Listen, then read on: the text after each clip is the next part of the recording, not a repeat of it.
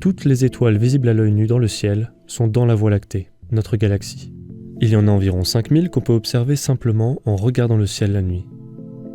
Au total, on estime environ 300 milliards le nombre d'étoiles dans notre galaxie. La voisine de la Voie Lactée s'appelle la galaxie d'Andromède, à 2,5 millions d'années-lumière de nous. Elle est environ 2 fois plus grande que la Voie Lactée et plus jeune, de 3 milliards d'années environ.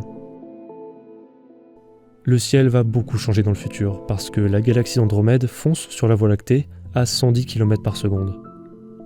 D'ici 5 milliards d'années, c'est-à-dire à un moment où le Soleil sera proche de sa fin, nos deux galaxies auront terminé leur collision et formeront une seule gigantesque structure.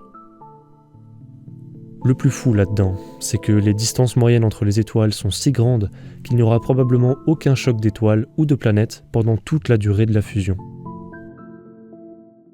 Ce que je vous montre à l'écran, c'est l'image la plus précise de la galaxie d'Andromède, dévoilée en 2015 par Hubble. Vous allez voir passer devant vous environ 100 millions d'étoiles. Ce qui peut agiter l'imagination, c'est tout ce qu'on ne voit pas sur cette image. Les planètes de ces étoiles, tous ces mondes inconnus qui avancent dans l'espace comme nous, peut-être avec de la vie, pourquoi pas de la vie intelligente. Des êtres qui nous cherchent ou qui nous ont peut-être déjà découverts. Des sociétés, des guerres, des philosophies dont on n'apprendra jamais l'existence. Et surtout, la réalisation que cette galaxie tout entière, comme la nôtre d'ailleurs, n'est rien à l'échelle de l'univers. Il y a 5 ans, on pensait que l'univers contenait environ 170 milliards de galaxies.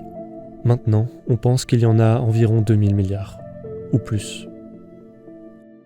C'est une unique façon de se rendre compte à quel point nous sommes petits, mais aussi de voir de plus près ces étoiles si lointaines qui feront pourtant partie un jour de notre propre galaxie.